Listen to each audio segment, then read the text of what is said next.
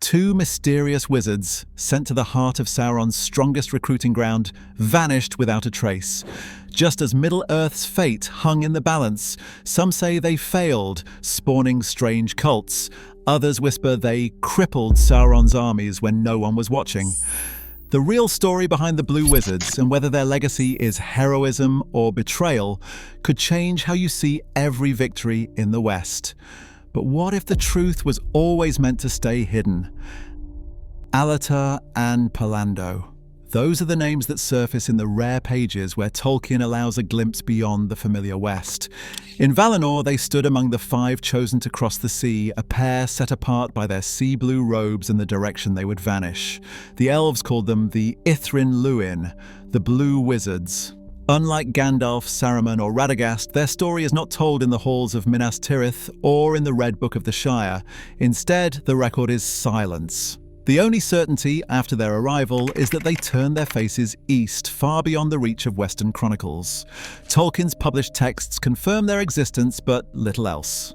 In the accounts that survive, Alatar is named as the one chosen by Orome, the great hunter of the Valar, while Pallando is described as his companion, a friend who would not let him travel alone.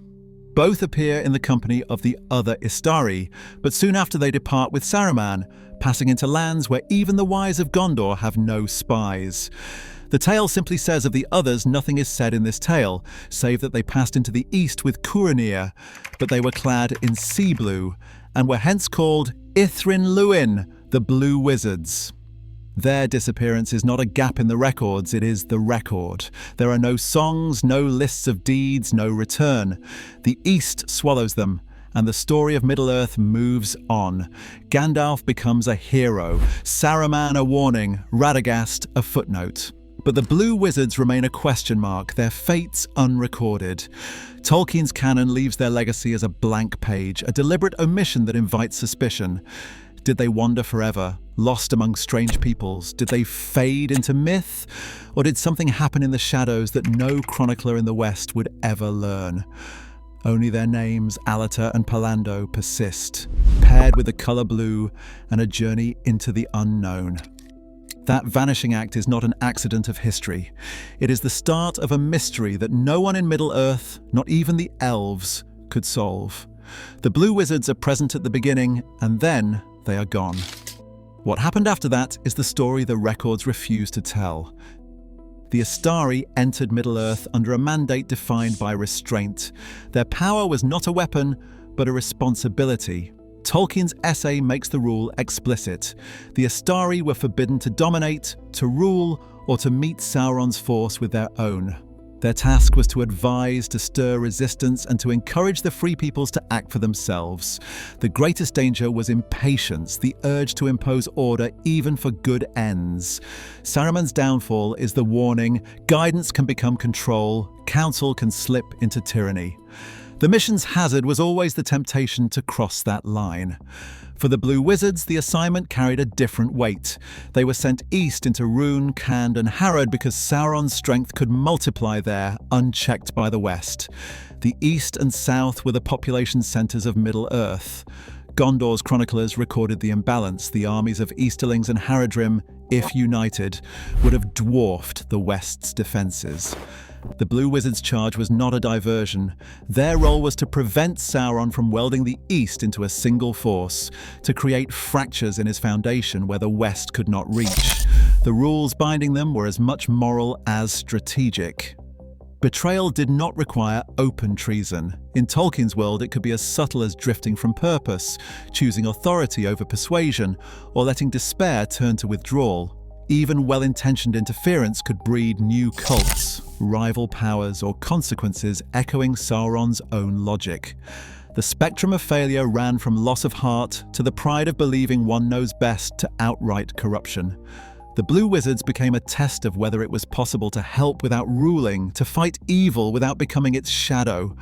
The West, elves, Dunedain and their allies stood on a demographic knife edge, outnumbered and encircled.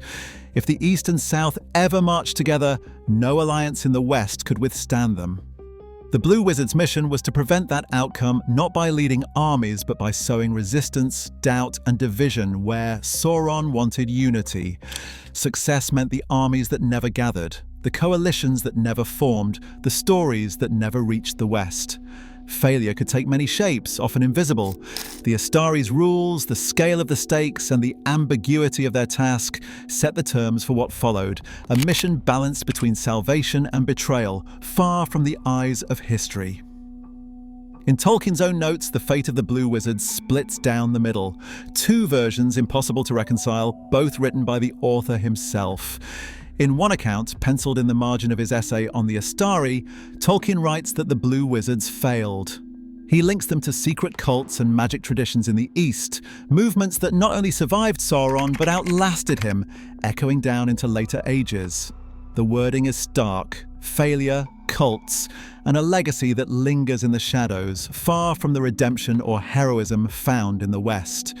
This is where the suspicion takes root, the idea that the Blue Wizards, meant as agents of hope, became seeds of something darker, their mission twisted or simply lost to time.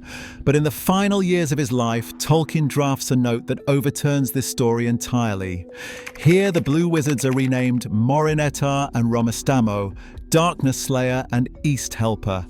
Their arrival is moved back nearly 3,000 years to the Second Age, when Sauron first forges the One Ring and begins his campaign of domination. Their charge is explicit: to stir up resistance, to undermine Sauron's grip on the East and South, and to prevent him from welding those peoples into a single, unstoppable force. Tolkien writes that without their work, the West would have been crushed, overwhelmed by a tide of armies no alliance could withstand. In this telling, their influence is immense, though invisible, a hidden war that shapes the fate of Middle-earth from the shadows. These are not two rumours within the story, they are two verdicts, both from Tolkien's own hand. One portrays the Blue Wizards as failed missionaries whose legacy is cult and confusion.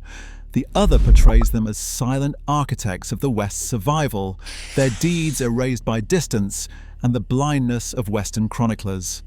The contradiction is not a gap in the records, it is the record. Tolkien leaves the question open, forcing anyone who looks for the truth to choose between suspicion and faith, between the darkness of lost purpose and the possibility of unseen salvation. If they did stop the East from fully rising, why does Middle-earth remember none of it? Two rival endings stand in the shadows of the Blue Wizard story, each with consequences that ripple far beyond their own fate.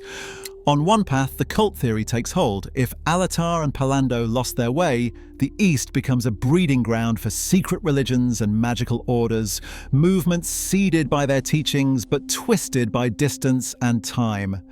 In this reading, the wizards do not need to kneel to Sauron to do harm. It is enough that they become objects of awe, or founders of mystery cults, their Maya wisdom diluted into rituals of power and fear. The result is a region where Sauron's defeat changes little. His armies fall, but the cults endure, carrying fragments of forbidden knowledge into later ages. The betrayal is not a single act, but a slow drift, help giving way to control, guidance turning into dogma. The other outcome is a hidden war, waged in silence. Here, the Blue Wizards act as saboteurs, not rulers. Their work is measured in the armies that never arrive, the coalitions that never form. Sauron's plans for a united East, millions under his banner, are quietly unraveled by whispered resistance and fractured loyalties.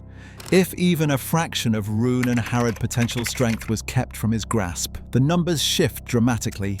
Instead of facing a tidal wave of 500,000 or more, the West fights a series of desperate but winnable battles. The true victory is invisible. Uprisings that force Sauron to garrison his own lands, delays that break the timing of his grand assault. Both theories end with a silence. No songs in Gondor, no chronicles in the Shire. Whether the Blue Wizards failed and left cults behind, or succeeded and saved the West from an unseen flood, the memory gap remains. Their story is written in what the West never saw, the armies that did not march, and the darkness that never fully closed in. In Tolkien's world, history is written by those who return. Silence hides the most decisive acts. Today, the East's true story remains unwritten, shaped by gaps and guesses. Some legacies survive in memory, others vanish in shadows. Which do we trust? Let the debate continue below.